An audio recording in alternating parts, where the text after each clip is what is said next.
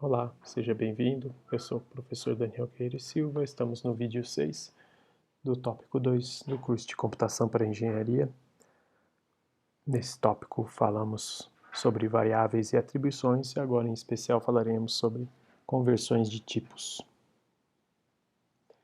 Bem, já estudamos nos vídeos anteriores os vários tipos de variáveis, os tipos primitivos que a linguagem C nos oferece para poder trabalhar e também operações de atribuição entre variáveis, composição de expressões aritméticas e, claro, essas expressões, sejam as expressões simples ou as expressões compostas aí por um conjunto de operações, elas vão resultar em algum valor de algum tipo determinado e, em algumas situações, pode haver a necessidade de que o tipo do valor calculado seja diferente, distinto do tipo da variável associada na qual você quer atribuir aquela operação. Então, esse tipo de cenário encaixa nesta questão de conversão de tipos. Eu posso fazer conversão de tipos de dados entre si. Há duas formas de se fazer isso dentro de um programa em linguagem C++. A primeira forma, ela é implícita, em que você não tem que realizar nenhum comando, nenhuma operação para fazer esse processo de conversão.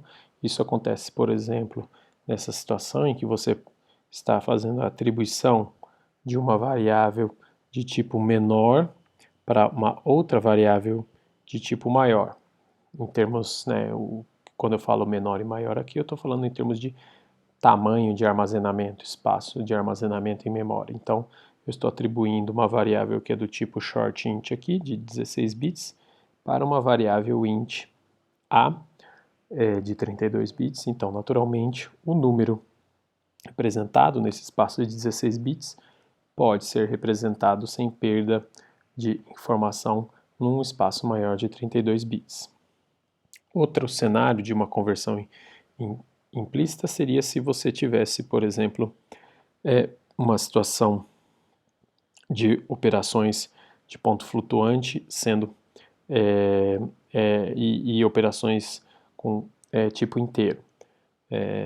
Eu posso atribuir uma variável inteira ou uma expressão de resultado inteiro, um constante literal inteiro, para uma variável de ponto flutuante, float ou double, pois esse tipo inteiro ele vai ser representado adequadamente dentro da representação de ponto flutuante. Não vai haver nenhuma perda de precisão nesse caso. Há outros cenários em que a gente precisa trabalhar de forma explícita com a conversão. E aí, esse é o caso 2 aqui, das duas possibilidades, e aí a gente pode trabalhar em cima de uma operação que vocês podem ver aí nesse exemplo, que é o que a gente chama de casting de uma variável. Então, casting é nada mais do que a operação de conversão forçada ou de conversão explícita do tipo de uma variável. Então, para eu fazer casting da variável, basta eu colocar entre parênteses ao lado da expressão daquela variável, ao lado do nome daquela variável, eu coloco entre parênteses o tipo de dado para o qual eu quero convertê-la. Então, aqui, imagine que a variável C é uma variável do tipo inteiro, e aí eu coloco float ao lado dela, entre parênteses, eu estou pegando o valor avaliado na variável C e transformando esse valor em uma representação de ponto flutuante de 32 bits, que é equivalente ao tipo float.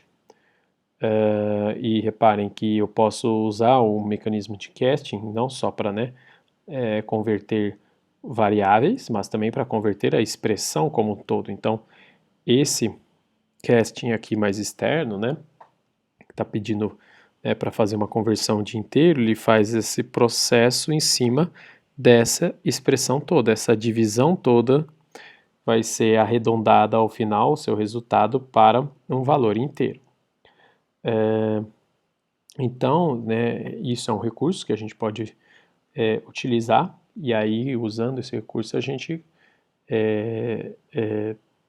ganha, digamos assim, uma flexibilidade aí a mais para trabalhar com conversões de dados entre variáveis e expressões de tipos diferentes.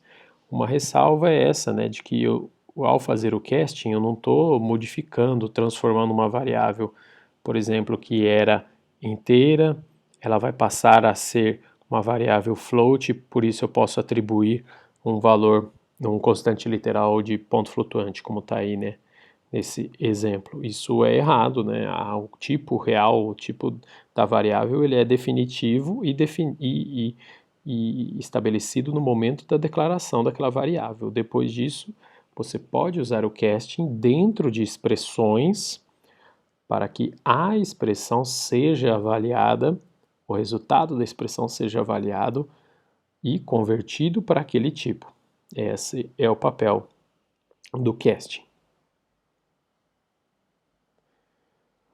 Um exemplo de conversão de tipos mais concreto e que é bem comum de acontecer está relacionado com a operação de divisão. A operação de divisão ela é implementada nos compiladores das principais linguagens e também, né, e claro, né, por conta dessa implementação também existir no hardware, né, dos computadores atuais, praticamente, né, em todos, você tem duas formas de fazer a operação de divisão. A divisão inteira ou a divisão de ponto flutuante. A divisão inteira é aquela divisão em que a gente trabalha exclusivamente, né, na parte inteira dos números, sem fazer nenhuma operação de casa decimal. Então, possivelmente, né, se a divisão não é exata, vai deixar um resto ali da divisão. Então, por exemplo, a gente pode ver aí, né, que a divisão 10 por 3 tem como valor, resultado, 3. Porque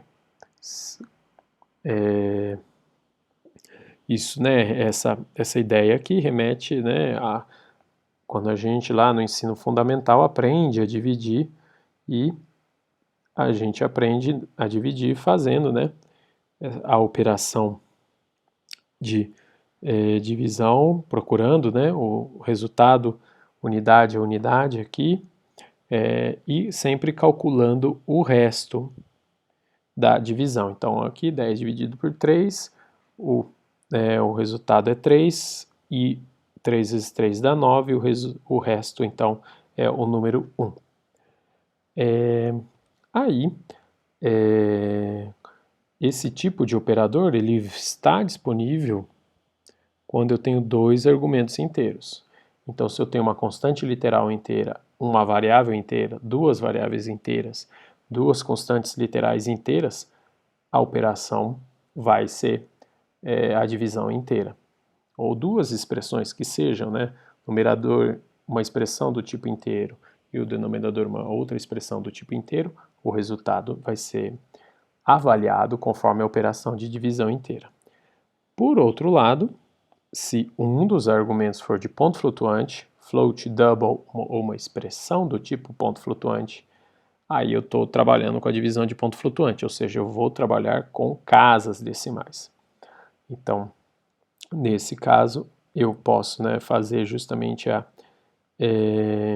operação de divisão e ter, né, nesse cenário a garantia de que o resultado vai tentar contemplar dentro da maior precisão possível na representação de ponto flutuante todas as casas decimais do resultado. Mas eu posso, né, claro, querer trabalhar com inteiros e fazer com que a operação de divisão entre inteiros calcule o seu valor, digamos assim, exato com casas decimais. Para fazer isso, basta, tá aí, eu usar o mecanismo de casting, que a gente acabou de falar no slide anterior. Então, se eu coloco, né, a operação de divisão e faço casting para ponto flutuante em um dos termos, né, no numerador ou no denominador, aí essa operação vai ser a divisão de ponto flutuante e eu vou conseguir obter o resultado com casas decimais. Muito bem. Então, ficamos por aqui neste vídeo e vamos encerrar o tópico 2 no próximo vídeo apresentando um exemplo final para amarrar e fechar todos os conceitos vistos dentro desse tópico. Até mais!